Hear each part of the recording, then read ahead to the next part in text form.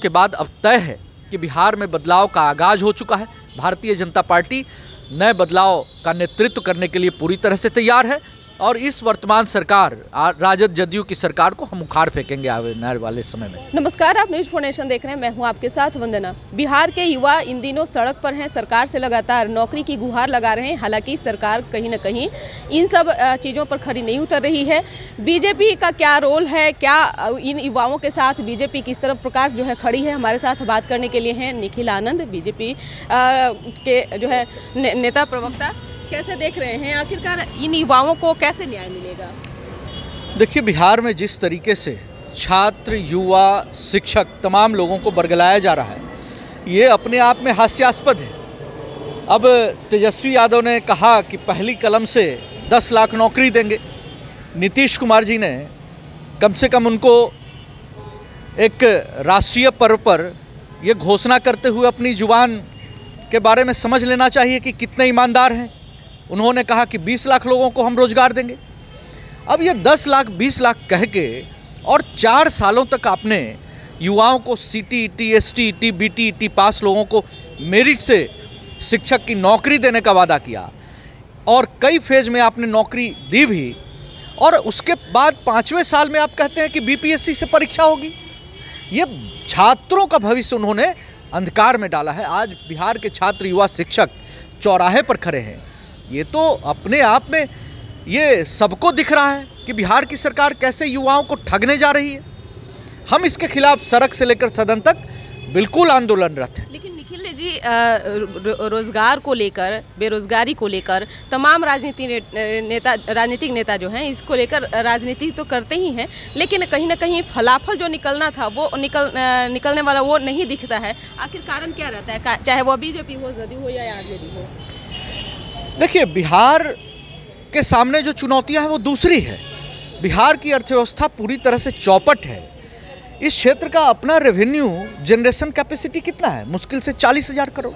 आप 2,40,000 करोड़ का budget pass करते हैं। ये पैसे किसके हैं?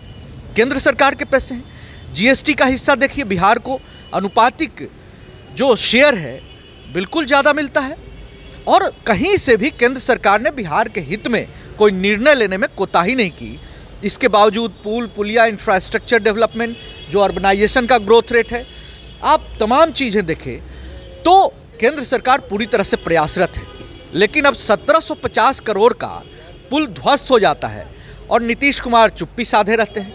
अब ये बड़ा हाथी की तरह जो अंतर्राष्ट्रीय म्यूजियम नीतीश कुमार जी ने 900 करोड़ के आसपास में बनवाया, अब 868 करोड़ का हमारा नया संसद भवन बना, तो ये हाय तौबा मचा रहे थे। तो यही अफसोस की बात है कि किस तरीके से नीतीश कुमार जी की सरकार झूठ बोल रही है और बिहार के लोगों को बरगलाने की कोशिश कर रही है। नीतीश जी कंधे पर भारतीय जनता पार्टी के बैठे, हमने तो उनका जयकारा लगाया, लेकिन उतरकर जिस तरीके से भ्रष्ट आचरण में डूबे लोगों की गोद में बैठ गए हैं। लेकिन तो जब आप लोग नीतीश कुमार से इतना बैर है, तो फिर नीतीश कुमार की जिक्र क्यों करते हैं आप लोग? देखिए, नीतीश कुमार का कोई जिक्र नहीं करता है, लेकिन सरकार की बागडोर जिसके हाथ में है, निश्चित तौर पर उसका दोष तो है। जहां सवाल खड़े होंगे वो सवाल खड़े किए जाएंगे। तो इसको लेकर के कहीं से भी भारतीय जनता पार्टी कोई कोताही नहीं कर रही है। बिहार को एक बड़े बदलाव की जरूरत है और निश्चित तौर पर भारतीय जनता पार्टी के नेतृत्व में बड़े बदलाव का आगाज हो चुका है। नीतीश कुमार जिस तरह से बहदवासी में उन्होंने छात्र, युवाओं, नेताओं को जिस तरीके से लोकतांत्रिक मर्यादा को ताक पर रखकर पिटवाने का काम किया, तो इन सब बातों के बाद अब तय है कि बिहार में बदलाव का आगाज हो चुका है। भारतीय जनता पार्टी नए बदलाव का नेतृत्व करने के लिए पूरी तरह से तैयार है और इस वर्तमान सरकार राजद जदयू की सरकार को हम उखाड़ फेंकेंगे आने वाले समय में। बहुत बहुत शुक्रिया बात करने के लिए। तो आप सुन रहे थे क्या कुछ कहना था बीजेपी प्रवक्ता निखिल आनंद का, जिन्होंने सरकार पर आरोप लगाते हुए कहा है कि सरकार जो है पैसे को जो है पानी की तरह बहाने का काम कर रही है। इस पैसे केंद्र सरकार के द्वारा दिए जा रहे हैं, उस पैसे को सरकार जो है यूटिलाइज नहीं कर रही है और साथ ही साथ युवाओं का भविष्य जो है धरातल में पूरी तरह से सरकार ने मिलाने का काम किया है।